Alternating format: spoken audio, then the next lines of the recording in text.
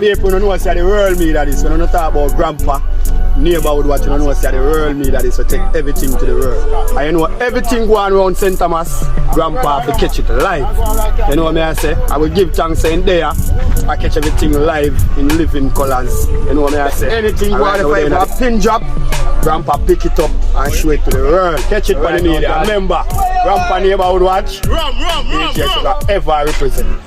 Up and going. Oh.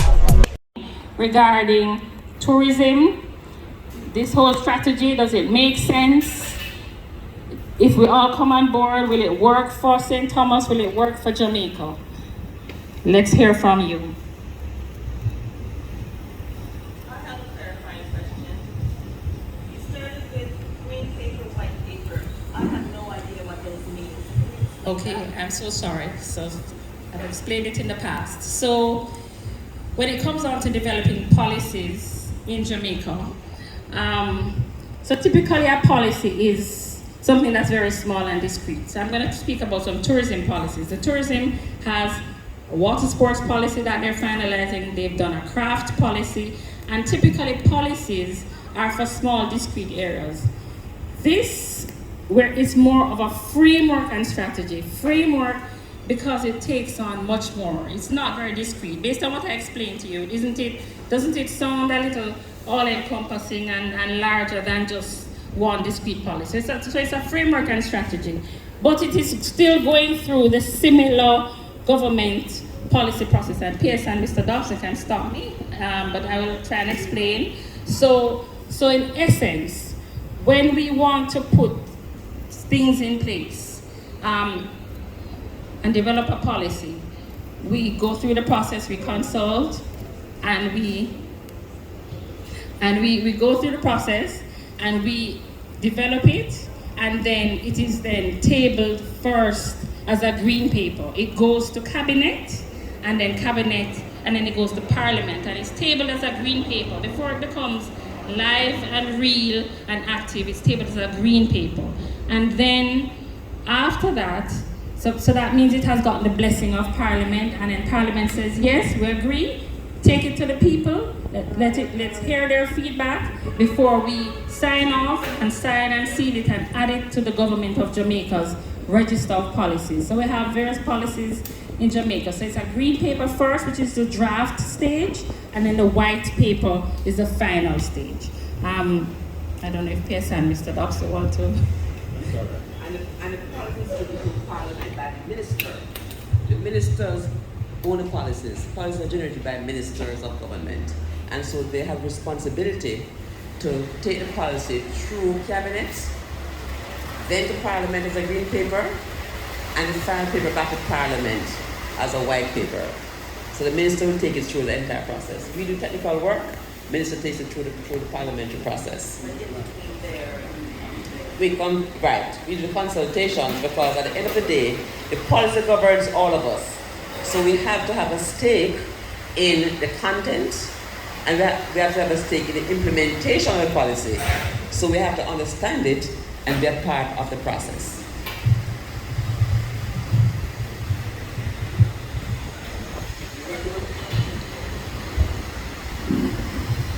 Really, a policy is more of a framework that now has to be filled in by what are relevant areas of activity and action. Because why relevant is that we need buying. And a policy that has not the buying is not legitimate. And a lot of times the legitimacy comes from compliance. When people agree to do what you say that they should do, then you are legitimate. So if plenty laws exist and nobody obey it, therefore that law has no real teeth. And you remember, no media now. Big law about that and everybody smoking.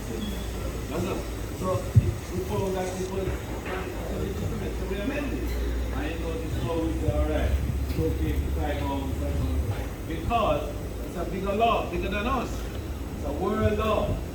And if we don't subscribe to it, we get to Schedule 1. And when you get to Schedule 1, you're not telling you any money, you're not accepting your people as visitors to the country, they're not giving you a visa, they're not following it.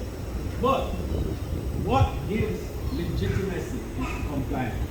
It's people's ability to agree with you and to act in accordance to us. So the purpose of coming to you is to make sure that these things now that we're saying will be the policy that I'm going to take to Parliament after all of this. You understand it, you agree with it, you believe in it, and therefore you will abide by it so it then becomes legit. Alright? That's what we do.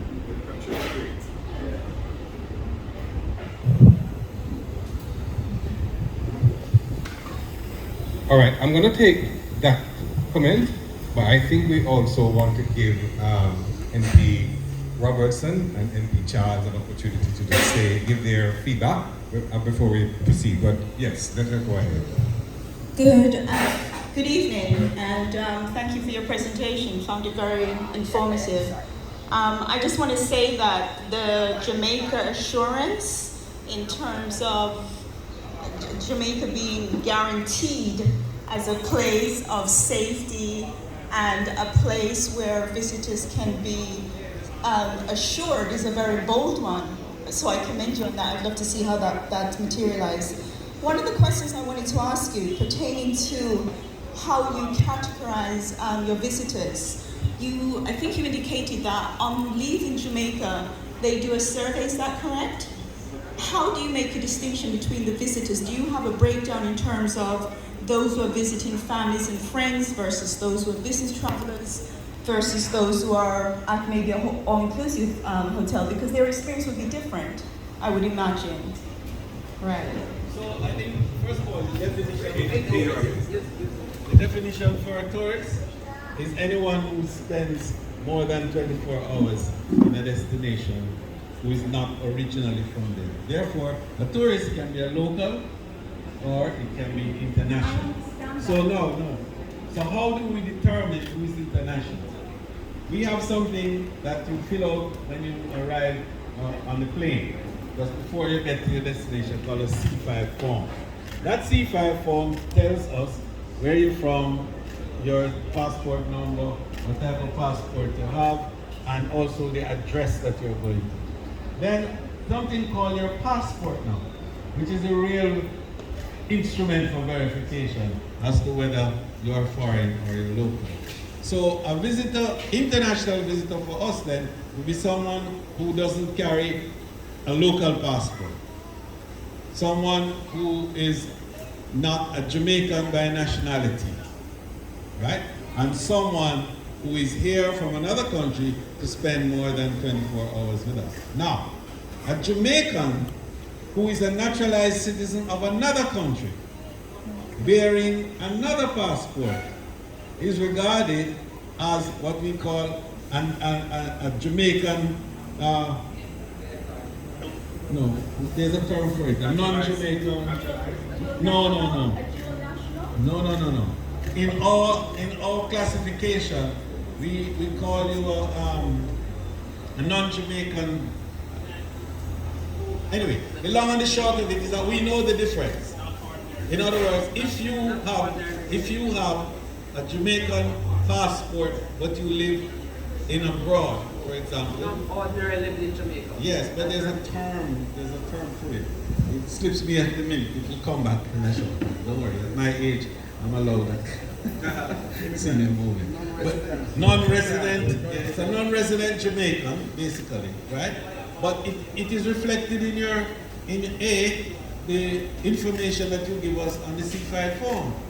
Now, if you have put on it a Jamaican address outside of a hotel, like you're going to Morante, and it's Isaac Brown Street, just a minute. You follow? All right.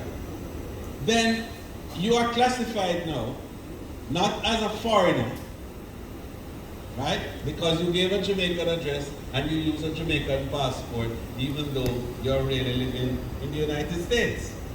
So that is the dark area, if you call it gray area. And it's difficult for us to make that distinction and determination, right? So ordinarily then, you will be identified if you have a foreign passport, if you are a Jamaican, but you have a foreign address, and you are likely to be staying in a hotel. You catch us a little bit if you are staying right. So that's really the point you're making. And there are not many people who fall in that category. Right, and the survey will finally ask that and hopefully flushes it out in the end. But basically, I think that definition that you ask for is important, to know exactly who is a tourist versus. If I may add 2 minutes though, so it does break it down into different categories. The survey instrument, so you can pull out who is a VFR, who is a business, so it does provide.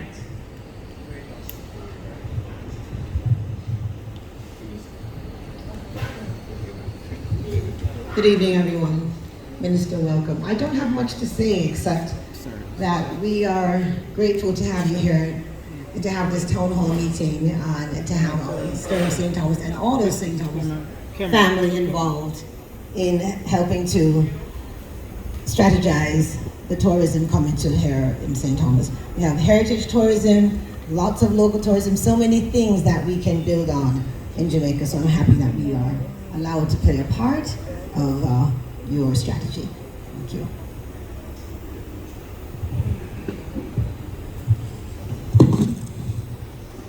Don't go far.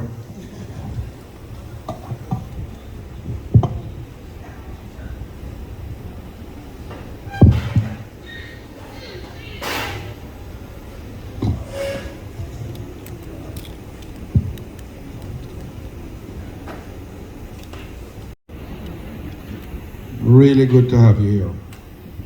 And you have made a commitment to come back one day in July. But at that occasion, we're going to Blue Mountain Trail, Blue Mountain Peak, to see another destination. So I look forward to that, and I'm going to hold you to that. Minister, thank you for coming with such a team. And after spending the afternoon with you, sitting here and listening and reading, I realize how important what we are doing here today. When I turn to objectives, and it says establish an integrated inspection process and cadre of inspectors. That's a very important thing, because to get our communities to work with inspection, compliance, permitting, to give an assurance of the product is not going to be easy. You have taken on a task that only from sitting and listening and reading do I begin to understand what really is in front of us. Your question, green paper, white paper, very important. I only understand that because I spent so many years in cabinet having to understand it and develop policy. When I go through the objective side of it, enhance all existing regulatory requirements for tourism enterprises, establish voluntary standards for developing a quality management system. Voluntary standards, which at the end of the day, you're going to also have teams and a process to enforce. This is a major task, and as we talk about heritage tourism, ecotourism, and being part of mainstream 7-star, the future, opportunities, I must say welcome to you, but this can only be the beginning. When you start to tell people you were here Thursday evening in the church hall explaining what you're going to do, 99.9% of who you're going to have to be regulating and setting standards for have never thought about what you're doing, have not agreed to comply. You have taken on a mammoth task. A lot of times we destroy our future and we don't realize what we're doing. You are ahead of the curve now because St. Thomas is really in an infancy stage. 99% of what we have in St. Thomas is really third generation returning family coming to spend time.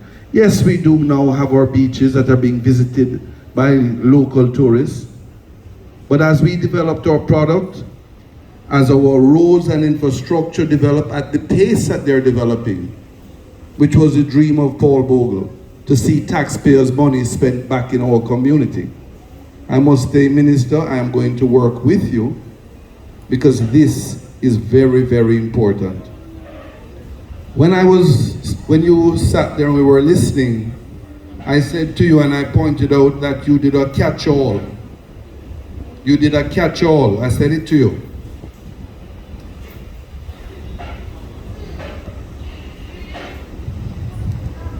Deteriorating environment, number 5 under threats. That's a very important one, Permanent Secretary. And when you do catch-alls, you have to be very careful in policy development. Because for me, when you do that, I look at false information. I just drove on a road in Bath to Bath Fountain that I didn't know was there. 50 million Jamaican dollars you spent. I am jealous. 62, I am jealous. But I'm not bad mind. I want to know when I'm getting mine. When am I going to allow to develop one of my destinations in that side, little bit to the west, with a $60 million road. You see, people take things and don't understand, you know. That assures you a good experience. Just driving up to Bath Fountain on that $60 million road was created a good experience for me. And I was driving. So I take it seriously. I say, welcome. You asked me not to, I use the word tarshu, your meeting, because you know I have the ability to do that. I won't. But I do look forward to a small presentation on the other side, which you promised would only take 4 minutes. Because that's what a lot of us are interested in. Thank you.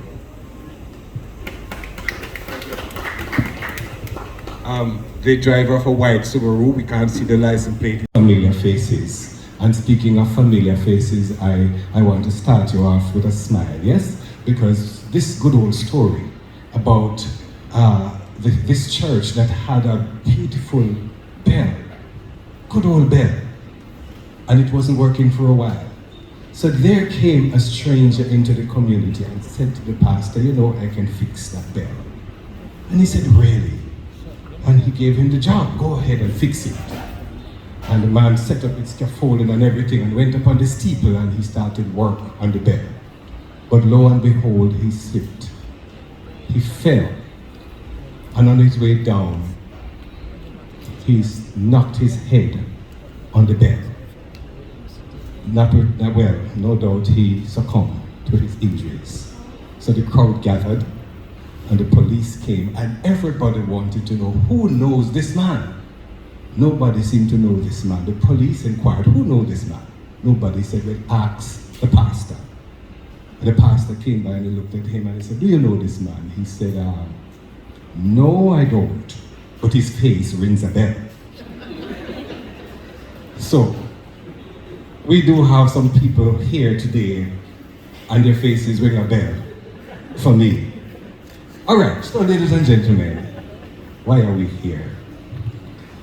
We are here this evening to discuss with you and to hear from you. Note those 2 words, yes? We are here to share with you about the Destination Assurance Framework and Strategy. What is that? Now that is a very, very interesting policy position that the ministry has taken. The first of its kind, conceptualized by our very own minister, Edmund Bartlett, the only one you'll find in the world. And we have gone through a lot of work to develop this framework and strategy. You will hear details of what exactly it is and some details about it, but essentially, this Destination Framework and Strategy, we call it DAFS for short. The DAS is our brand promise to the visitors who come to Jamaica. In essence, we're saying to them, when you come to Jamaica, you should expect to have a level of service and always get it. And it involves having all our key stakeholders, government, non-governmental organization, and private sector playing their role so that we can deliver what Minister likes to refer to as the 3 S's. Yes, safety, security, and seamlessness. I won't go any further, but you'll hear a little more about that. So this evening, we are going to be talking to you a little about this framework and strategy, and we want you to give us your feedback, and we want to hear in particular what are some of the tourism concerns and tourism suggestions that you have for Parish of St. Thomas. Of course, our public health personnel are here. I should have mentioned Dr. Doyen Smith. His face more than rings a bell, of course. So we have the health services here, and they are very critical to destination assurance framework and strategy, and so we look forward to your lively discussion. But before further ado, ladies and gentlemen, it is my pleasure to present to you our Minister of Tourism, Honorable Edmund Bartlett, and he will share a few words with you about the dance. Please make him welcome.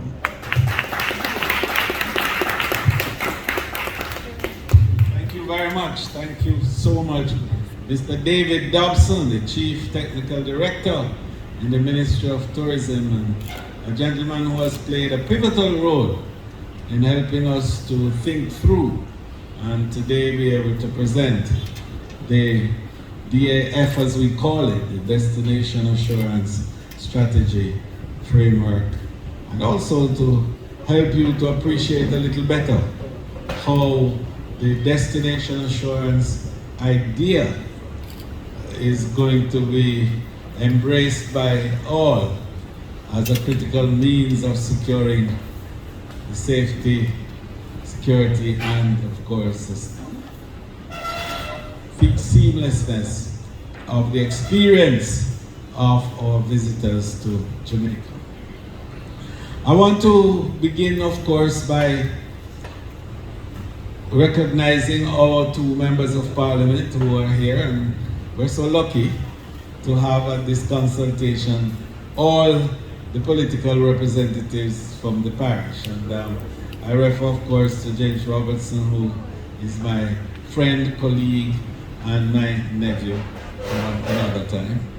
And Dr. Michelle Charles, who is my niece and was now become my colleague and partner, both members of parliament in the House of Representatives.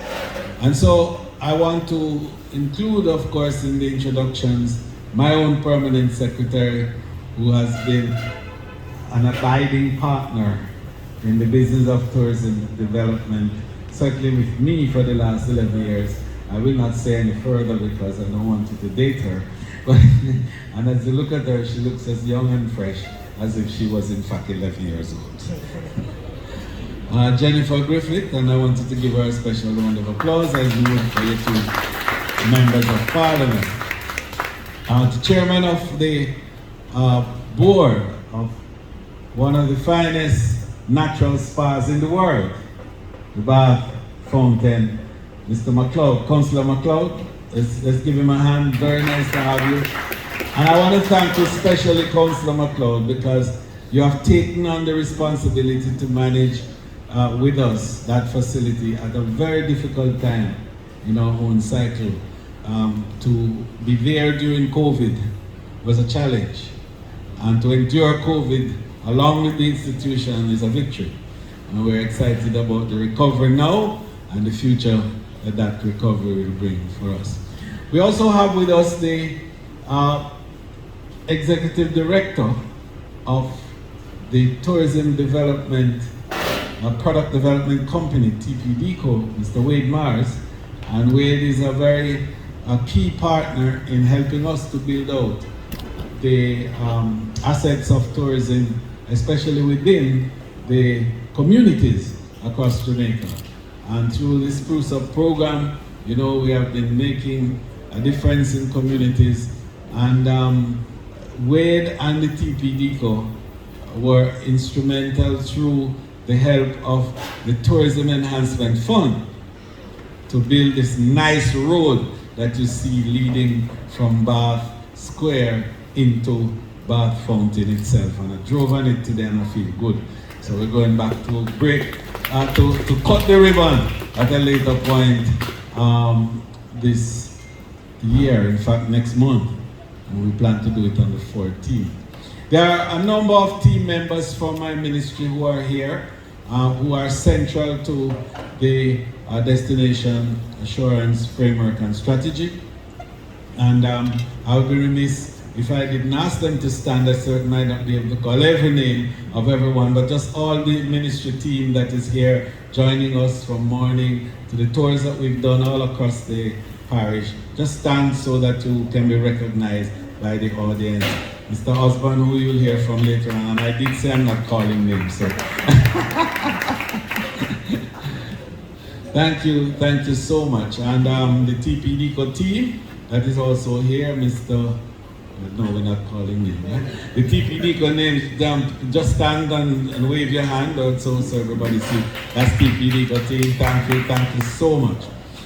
So we have been out since morning, and we've wanted to see some of the assets of this wonderful parish that we are looking at in a very serious way, and in fact have declared the next frontier for tourism development in Jamaica.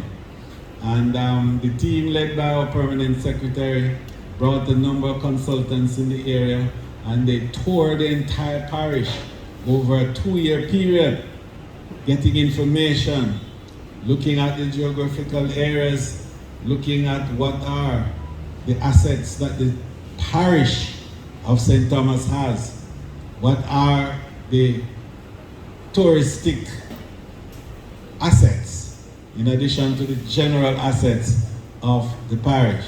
And we've gone to see Rocky Point and the wonderful beaches that are there. We've gone to see Pier, and Pier represents the real next frontier for new hotel and touristic development, with, I think, perhaps the longest stretch of Virgin Beach in this part of the island. And we've looked at Roselle, and we've looked at White Horses, and today we went to Reggae Falls to see that beautiful man-made riverine experience that we can now talk about with pride and invite people from all over the world and all over the island of Jamaica to come and see. But we want to look at how to improve the physical areas around it, how to create the environmental and other assets that are going to enhance the look and feel of the area around where Reggae Falls is. So Hillside community is going to come in for some attention from us as we work together with the community people and the Member of Parliament. That is very important. The Member of Parliament has already come to us and talking to Spruce Up about looking at how to help to improve the infrastructure in the area. As a matter of fact, we started to do some of the roads leading to Reggae Falls already. So we're going to continue that collaboration with the Member of Parliament to ensure that full access to the falls is had. But there are other issues relating around it that we have to work through, which has to do a lot with access to the area in general, but also in terms of ownership structures and so on, because we have to make sure that Reggae Falls remain a public good that is going to be available to all the people of Jamaica and all the visitors of the world who we will invite into that area, to ensure that wealth, yes, is created and good money is left in Hillside when these visitors come. So the opportunity for the people of Hillside to build out now tourism value chain engagements and activities. whether it is food and drink, or whether it is nutraceuticals, or it is rubs and scrubs and baths and so on. But all of these are things that we could provide there because the riverine experience. And how we also could develop good storytelling capabilities with great guides who can offer education and guidance to the people who come to tour and to see the areas.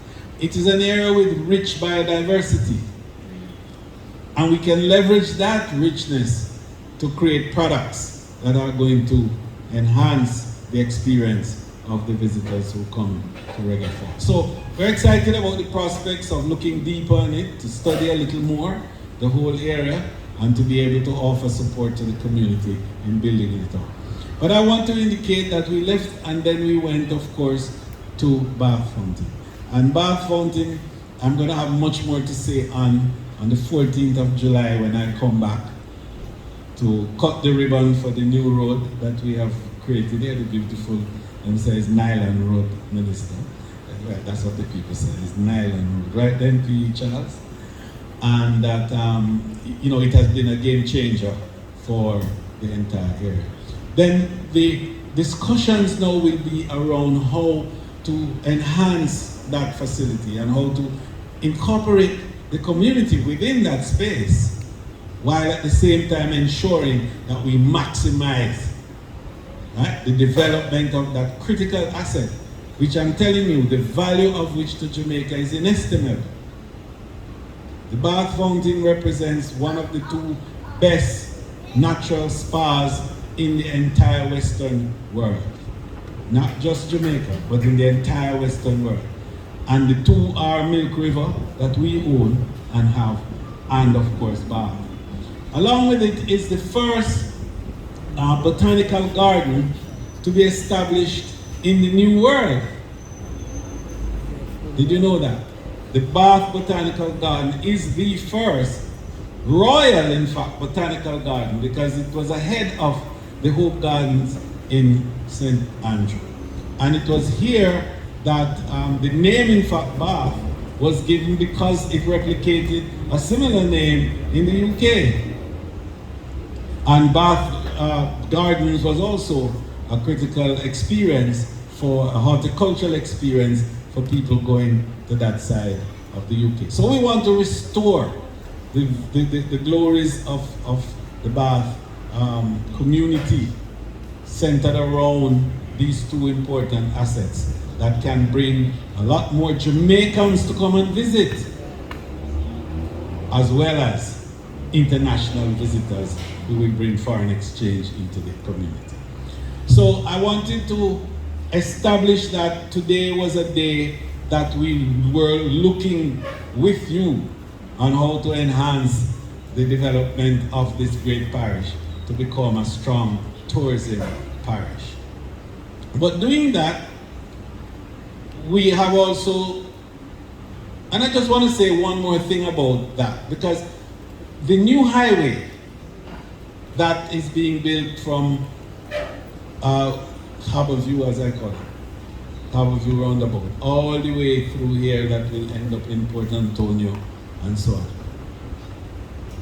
I drove through a section of it. And I want to tell you this as minister who has had enormous experience going to different parts of the world and seeing touristic experiences, and also viewing geological and geophysical endowments for different countries. And I must tell you that what I saw on this highway is creating the greatest potential for certainly the western part of St. Thomas to become the newest top-end, highest-end tourism destination in the entire Caribbean. The mountain view, the rolling hillsides, the vistas on that highway as you look between the mountain ranges And you know, those of you who have been to St. Lucia, not too many are here, but certainly you might have read in your geography book about the pitons. When you travel on that road from Grandspen through to Lyson, in fact, you don't even reach Lyson. Just stop at Rosette, and you would see the effect of those mountains rising up and creating a gap for a vista, which gives you a sort of feeling that the skies and the seas have merged and it's one view.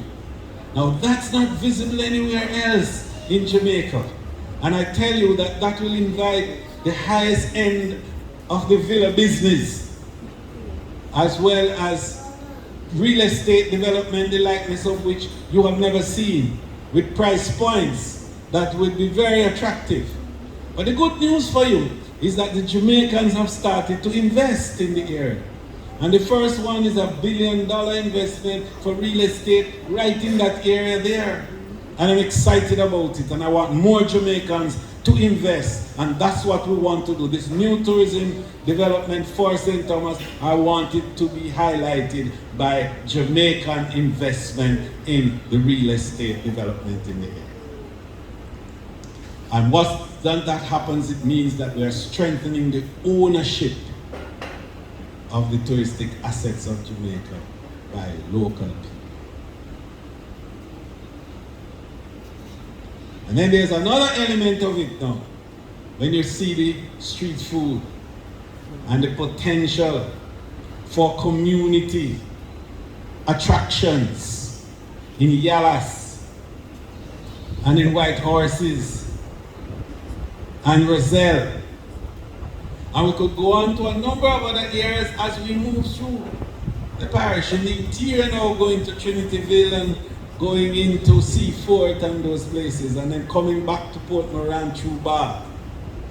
The potential to create culinary trails, to create also heritage trails, utilizing the rich heritage from Paul Bogle and the Maroons, to draw on the ethnic retentions flowing from Kumina and other musical and dance forms that are indigenous to the parish. I'm excited about the prospects of building out through those assets to create experiential tourism in this parish in a strong way. But in order for us to be able to do all of these things, it's very important for us to recognize what tourism really is. Because most people believe that tourism is a discrete entity that exists on its own. And tourism is really not a describable event or activity. Tourism is really a confluence of many little parts and activities and actions done by a whole range of people all across the area, creating an experience that people admire, want, consume, and then pay for. So tourism cannot exist if all these moving parts don't exist. Today, I went to have late lunch at Bath. And just you walk into the place, you begin to see how many people had to be involved in creating that opportunity just for us to walk in there.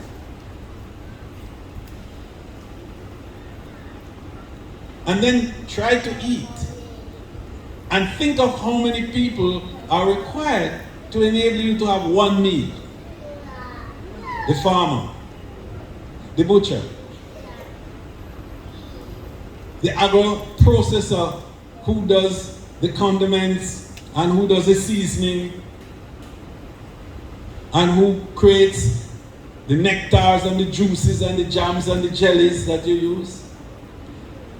Then the manufacturers who make the knives and the forks and the spoons and the plates, what I call the pots and pans and cans and kettles.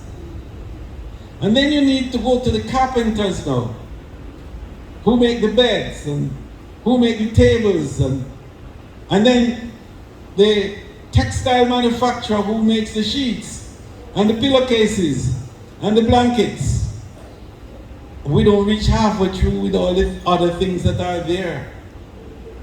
And so what we're saying is that all of these are key players. We're calling them moving parts that have to come together and come together seamlessly to create that facility that we all enjoyed at lunch today. But beyond them, we have now to deal with a wider community. Because when you walk outside from Bath Hotel, you go into the Bath community.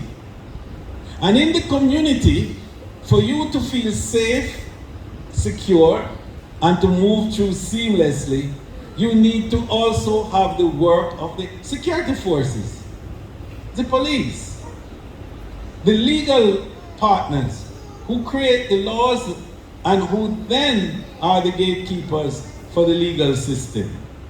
And then you have to walk on the streets, and the streets need to be in good condition. So you need the parochial road chairman or the NWA worker or whoever it is that build roads. So you need to have the organization and the teams that manage that. Then when you go to deal with sanitation, because if the place is insanitary, your health is at risk. So you now need to deal with the sanitary inspectors or the public health inspectors as you call them. And they are now key, because if the place is insanitary, there can be no tourism. And then you go to deal with the need now to protect the area if there's a fire. So you need the fireman. But you will need the fireman for something else. For him to pass the building to show that yes, this building is safe, that if anything happens, they can deal with it and remove the pain from it. You know how many people we are talking about so far? How many agents and how many groups? Just to make one tourist feel safe, secure, and to have a seamless experience. So the business of creating a destination assurance policy and framework and strategy is to bring together all of these key players into an understanding of the role that they must play and to ensure that they play that role in a seamless way to make sure that the experience that the visitor pays for to come to Jamaica is not second guessed to begin with, but is assured. And if we are to build St. Thomas then into a strong tourism destination, we are going to have to build that relationship with all the partners to make sure that together we create that tourism experience that is unmatched. And that's the basis on which we have called our partners and a number of consultants from universities and all around to think through with us, building out a policy, a national policy on how to ensure that destination Jamaica is safe, secure, and seamless. So I just want to boast a little bit because the PS want me to, but Mr. Dobson already tell you that we should boast a little bit. That little Jamaica is the first country in the world to be putting forward a destination assurance policy.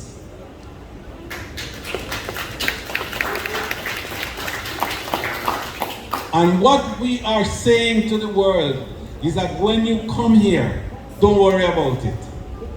If you turn on the tap and the water that comes is good water, you can drink it and don't worry about it.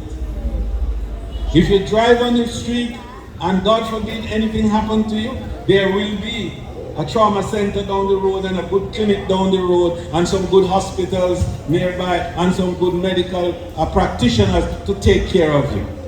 That's destination assurance. That when you jump into the beach by Pira, you're not going to get infected by all sorts of sea urchins and what have you. That when you go through the areas, you're not going to be overtaken by mosquitoes and vermins and so on. That's destination assured. And it is the players that are all now have to come together to make sure that these things are assured, that are the true partners of tourism. So I want to leave you with the note that this consultation will enable you to understand better how you are a key player and partner in tourism. And it will hopefully enable you to appreciate that tourism is not about tourists.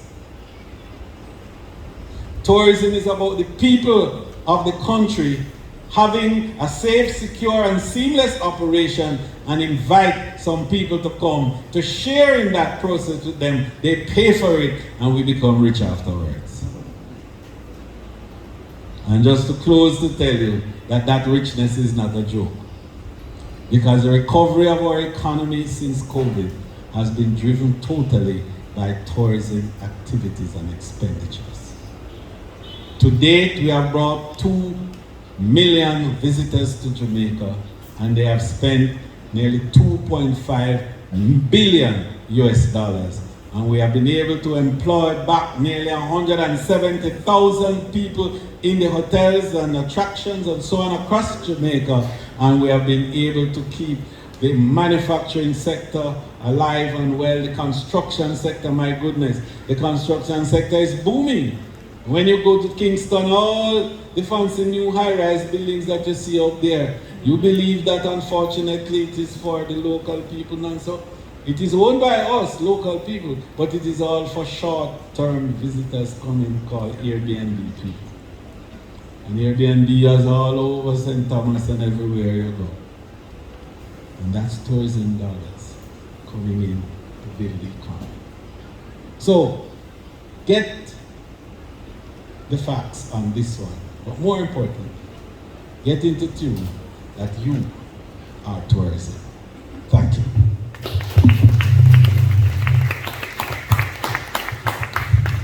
Thank you so very much, Minister. We have some other persons for you.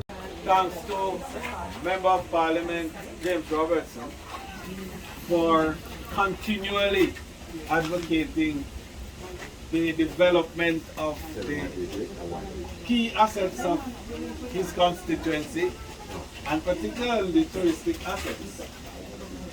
Having looked at how the work that we did at the ministry in terms of firstly identifying St. Thomas as a potential destination for tourism, and then to be able to enumerate the various assets that are in the parish that are now ready for us to develop and to expand and to create opportunities for jobs and for creative expressions in so many ways.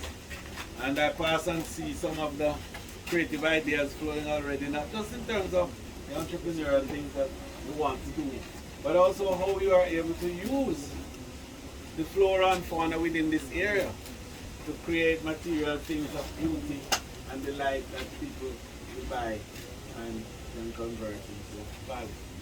So this visit today, along with Minister, and of course our Minister friend from the next constituency, who is my sister, she calls you uncle. He calls me uncle. But he used to call me uncle, please. No, that today we are in St. Thomas to really take a good look at the program of work that we have to do to help you to expand and develop the assets here. So we're going to have, after this visit to Bath. As you know, Bath is a big and major asset for us. It's one of the best natural hot springs in the world, and we're going to do much with it down the road. Also, there's the Bath Gardens, as you know, right? But we'll talk about that when we get there. But today, and at this point, Reggae Falls excites us. Even though it is not a natural fall in the sense of what the geophysical features endowed us with, but it is a man-made fall that has the essence of what a really lovely fall is all about. And if you even go to Niagara and you look at Niagara, the elements of Niagara, elements, can't say Niagara, but elements are right here. But I think what is unique about this also is the river. And the fact that we have two rivers that meet in the area. And with it, we can do a riverine experience along with the falls. So what I wanted to leave with you is that today is investigation. Today is familiarization. And it is for us to see and know properly what is available here. And then we are going to now go to think through how we can work with the partners, the different players who are involved in it, the community, to build out an experience that will be able to be attractive to visitors, both local visitors as well as international visitors. Because one of the things that I want to be very clear in your mind is that tourism is not about tourists. It's about Jamaicans first. Yeah. And we invite tourists to come afterwards. Amen. So we are going to build this area with you for the community. And that's what community tourism is about. Community tourism is about enhancing the assets that are within the communities for the people of the community. And then guess what? The people now invite the rest of the world to come and they pay. And leave good money behind. and make you able to buy what you want to buy and to go visit too and turn international tourist yourself. But that's the whole idea. So St. Thomas, I think, is in for a development. This government is excited about the future of St. Thomas.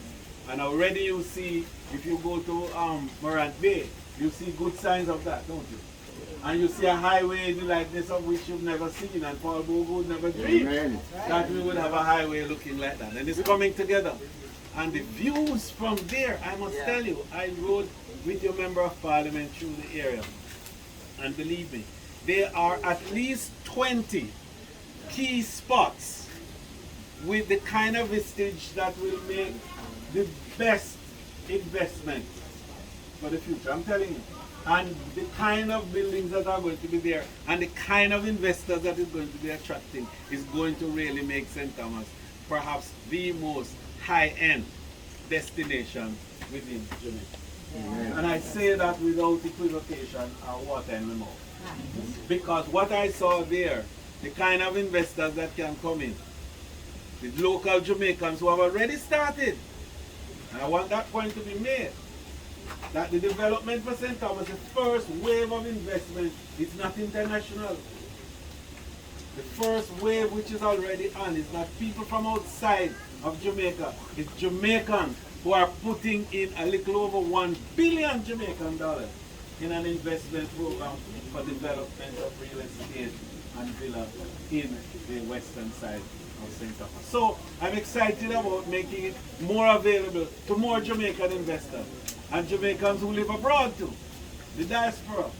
Let them come and invest more in the development of this great park.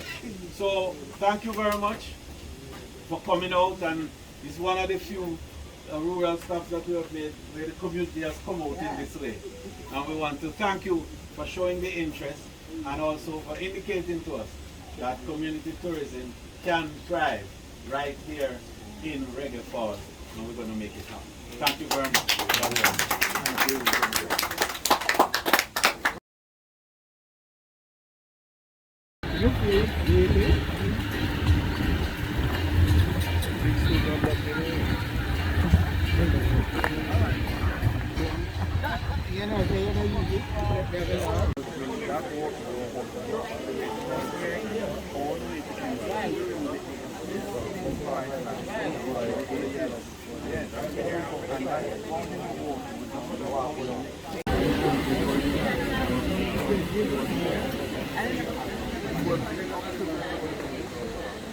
Thanks again for watching Grandpa Neighborhood Watch TV.